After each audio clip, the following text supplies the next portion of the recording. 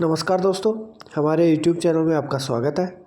आज हम इस वीडियो में हम आपके लिए राजस्थान जीके के कुछ महत्वपूर्ण प्रश्न लेके आए हैं जो आपके पशु परिचय के एग्जाम के लिए बहुत ही महत्वपूर्ण है। जिसने वीडियो को लाइक नहीं किया वीडियो को लाइक कर दो। चैनल को सब्सक्राइब नहीं कर रखा है चैनल को भी सब्सक्राइब कर लो। ठीक है, पहला प्रश्न देखो, निम्नलिखित में से कौन से स्थल को धूलकोट भी कहा जाता है? ऐसा कौन सा स्थल है जिसे किस नाम से जाना जाता है? धूलकोट के नाम से जाना जाता है। तो ऑप्शन दे रखे, विराटनगर को, आहड़ को, ये कालीबंगा लिखा हुआ है, कालीबंगा को और पीलीबंगा को। तो इसका सही आंसर कौन सा हो जाएगा? B option. क्या हो जाएगा? B option, Ahar. धूलकोट के नाम से किसे जाना जाता है? आहड़ सभ्यता को जाना जाता है। ठीक है, अगला प्रश्न देखो, मारवाड़ की ख्याति के अनुसार, जो मारवाड़ की ख्याति है उसके अनुसार किस शासक ने 52 युद्धों में सफलता प्राप्त की थी? ऐसा कौन सा शासक था जिसने 52 युद्धों में सफलता प्राप्त की थी? ऑप्शन है राव मालदेव, राव गंगा, राव चूड़ा और राव जोधा। तो इसका सही आंसर कौन सा हो जाएगा? A option. किस शासक ने 52 युद्धों में सफलता प्राप्त की थी? राव मालदेव ने। अगला प्रश्न देखो, 5 सांस्कृतिक युगों के अवशेष कहाँ से प्राप्त हुए? जो 5 सांस्कृतिक युग हैं उनके अवशेष कहाँ से प्राप्त हुए हैं? तो ऑप्शन है आहड़ से, बागोर से, नोह से और गणेश्वर से। तो कहाँ से प्राप्त हुए हैं? सी ऑप्शन हो जाएगा। नोह सभ्यता से हमें 5 सांस्कृतिक युगों के अवशेष प्राप्त हुए हैं। और नोह कहाँ है? राजस्थान के भरतपुर। कहाँ पर? भरतपुर जिले में। ठीक है, अगला प्रश्न देखो, राजस्थान का प्रथम डिजिटल आर्काइव राजस्थान के किस शहर में है? आर्काइव का मतलब है अभिलेखागार। अभिलेखागार, कहीं आप कन्फ्यूजन हो जाओ तो इसलिए पहले ही बता देता हूँ कि राजस्थान का प्रथम डिजिटल आर्काइव, ये अगर आर्काइव नहीं होता है तो डिजिटल अभिलेखागार राजस्थान के किस शहर में स्थित है? कौन सा? प्रथम डिजिटल अभिलेखागार। तो ऑप्शन है जोधपुर, जयपुर, बीकानेर और उदयपुर। तो इसका सही आंसर कौन सा हो जाएगा? C option. कौन सा हो जाएगा? C option, Bikaner. अगला प्रश्न देखो, जागती ज्योत मासिक जो पत्रिका का प्रकाशन होता है वह कहाँ से होता है?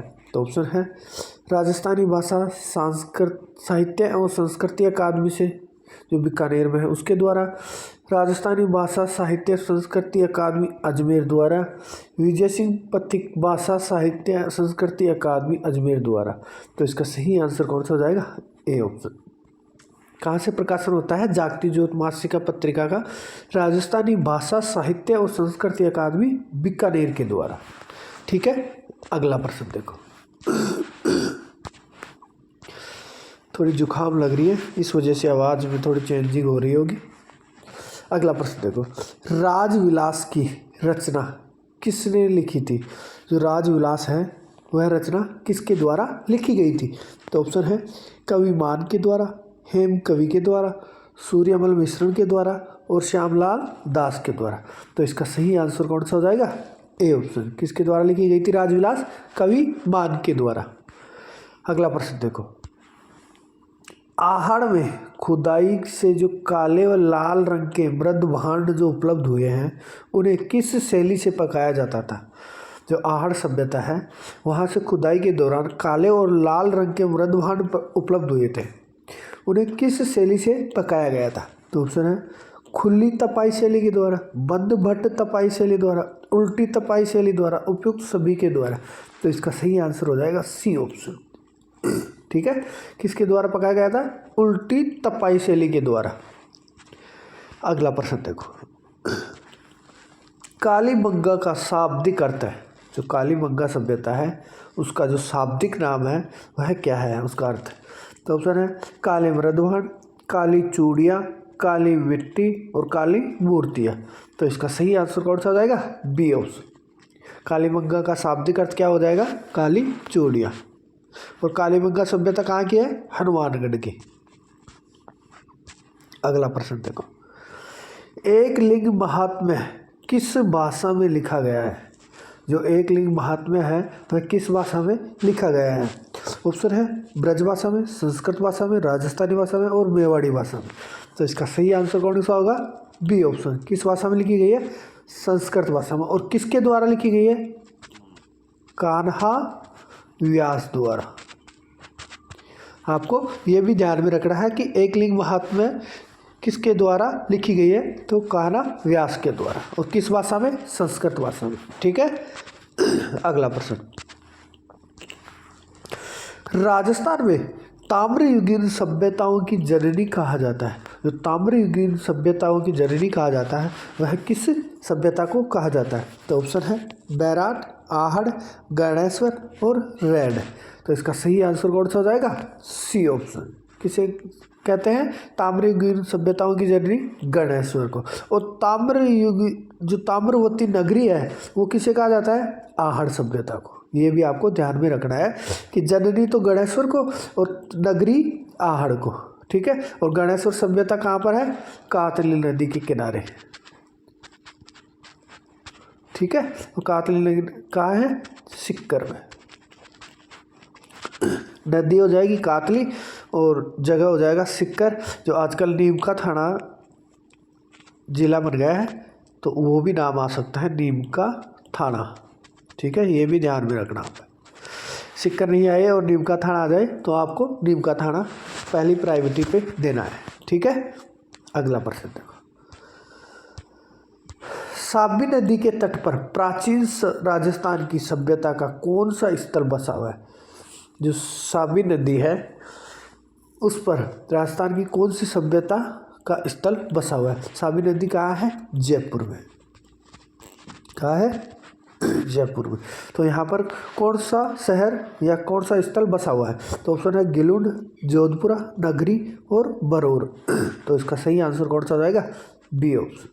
कौन सा बसा हुआ है? जोधपुरा। अगला प्रश्न देखो,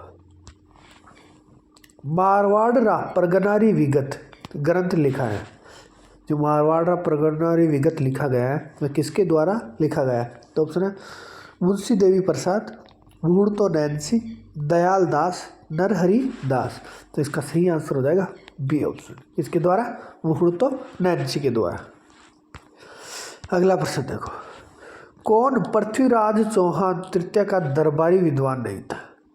जो चार ऑप्शन दे रखे हैं उनमें से ये बताना पड़ेगा कि पृथ्वीराज चौहान तृतीय का दरबारी विद्वान नहीं था।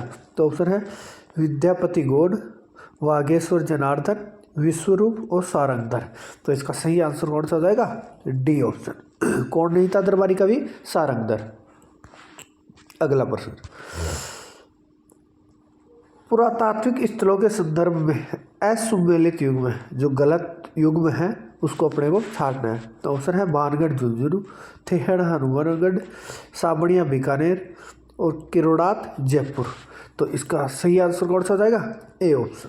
क्योंकि जो असुमेलित युग में है जो कौन सा है? भानगढ़ झुंझुनू। क्योंकि भानगढ़ कहाँ है? अलवर में। ये भी आपको ध्यान में रखना है कि भानगढ़ कहाँ है? अलवर में। अगला प्रश्न देखो, ताम्रवती नगरी के नाम से विख्यात पुरा जो स्थल है जिसे धूलकोट के नाम से भी पुकारा जाता है। अभी बताया था ताम्रवती नगरी के नाम से किसे जाना जाता है? आहड़ सभ्यता को। किसको जाना जाता है? आहड़ सभ्यता को। और ताम्र की जो वती है उसकी जननी किसे जानते हैं? गणेश्वर सभ्यता को। बताया था ना। ठीक है।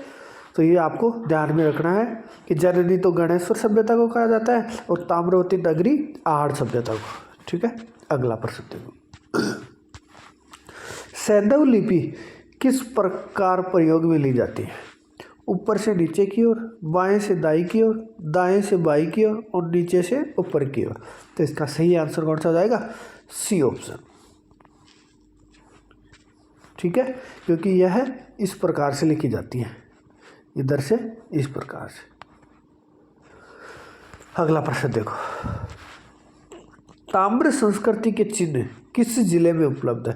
जो ताम्र संस्कृति के चिन्ह है वो कहाँ पर उपलब्ध है? तो ऑप्शन है उदयपुर, कोटा, बूंदी और अलवर। तो इसका सही आंसर कौन सा हो जाएगा? A option. कहाँ पर स्थित है? उदयपुर में। ठीक है, ये हमारे चैनल का नाम है। जिसने अभी तक चैनल को सब्सक्राइब नहीं कर रखा है वो आप चैनल को सब्सक्राइब कर लो। ठीक है, और वीडियो को लाइक नहीं किया है तो वीडियो को लाइक भी कर देना। अगला प्रश्न देखो, किस प्राचीन ग्रंथ में बैराट का उल्लेख मिलता है? जो बैराट है जिसे विराट नगर के नाम से भी जाना जाता है। किस नाम से? विराट नगर के नाम से। ठीक है, वह किस प्राचीन ग्रंथ में उसका उल्लेख मिलता है? तो ऑप्शन है रामायण में, अर्थशास्त्र में, महाभारत में और पुराण में। तो इसका सही आंसर कौन सा आ जाएगा? C option. कहाँ मिलता है? महाभारत में। ठीक है, अगला प्रश्न देखो,